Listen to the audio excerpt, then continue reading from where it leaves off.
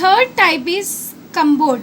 अभी हम लोग देख रहे थे क्लासिफिकेशन, तो third type is a Cambod characterise by leaves of the intermediate size, जो कि इंटरमीडिएट मतलब मध्यम साइज का होता है। तो इस तरह से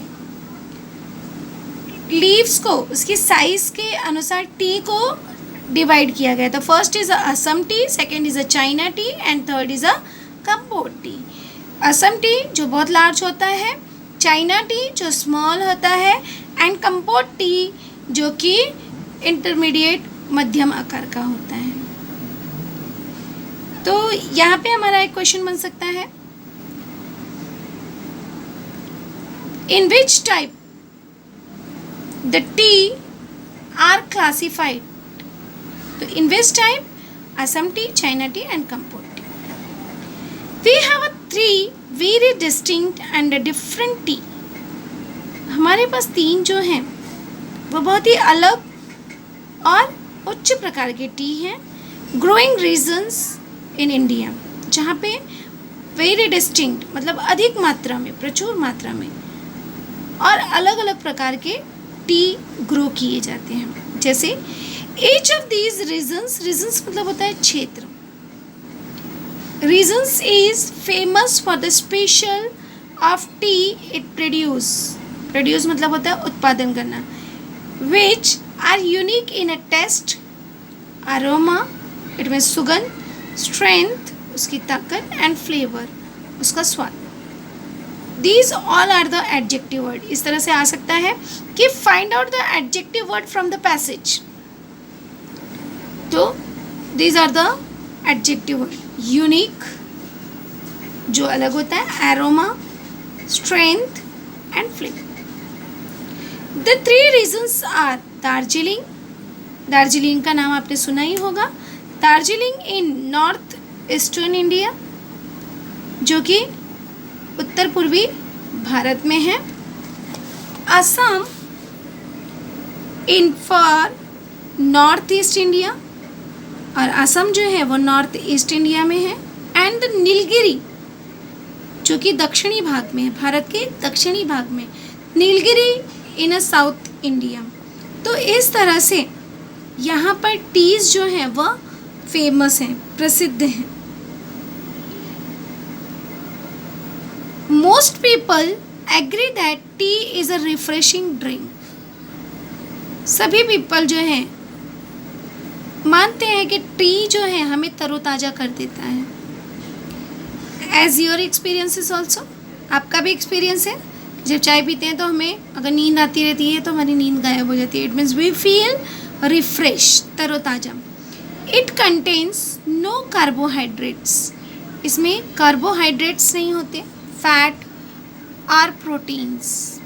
व्हाट गिव, ये चीज़ें इसमें निहित होती है। इट कंटेन्स, उसमें कंटेन होता है, कार्बोहाइड्रेट्स नहीं होते, फैट्स नहीं होते और प्रोटीन्स नहीं। What give T is special and distinctive flavours, वह हमें एक उच्च प्रकार का फ्लेवर देता है, स्वाद देता है। Is theanine as well as caffeine, it means ये चीज़ें उसमें पाई जाती हैं। Theanine is the name of the chemical and caffeine जो कि उसमें पाया जाता है टी में। Which give the drink its stimulating quality, stimulate करना, जागृत करना, जिसकी वजह से ये थाइनिन एंड कैफीन की वजह से हम जो है जागृत होते हैं, अवेक होते हैं। अभी यहाँ पे क्वेश्चन बन सकता है, what qualities of the tea या what contain in the tea and what does not contain in the tea।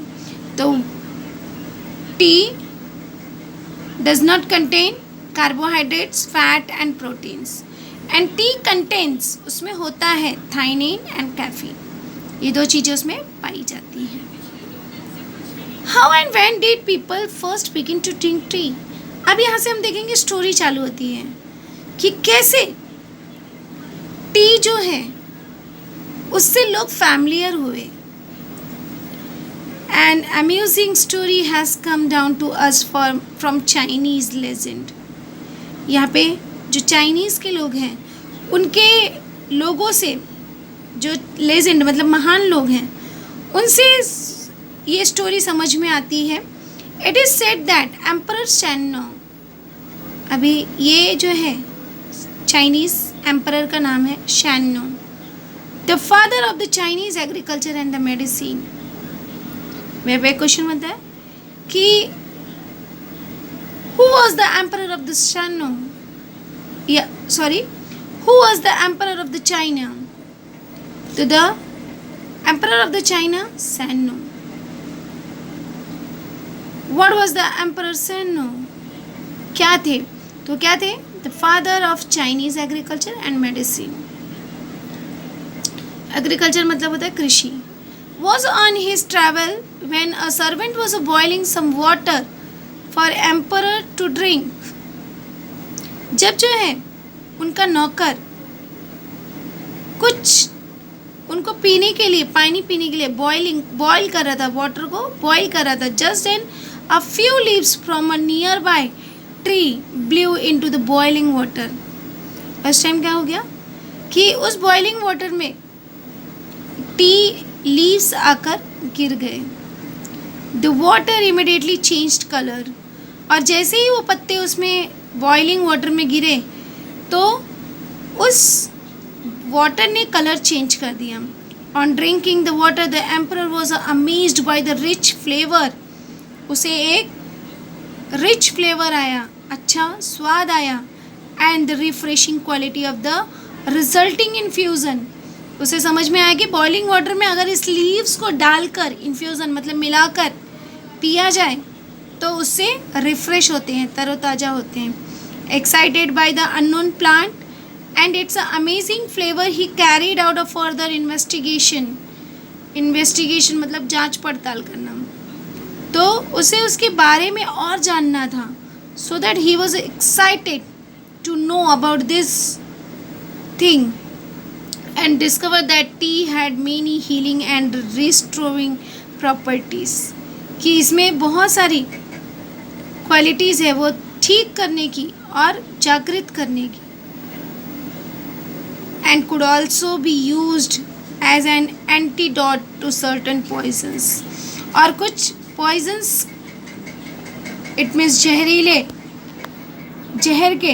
जहर में वह जो है एंटीडोट का काम करता है. इट मीन्स ठीक करने का काम करता है.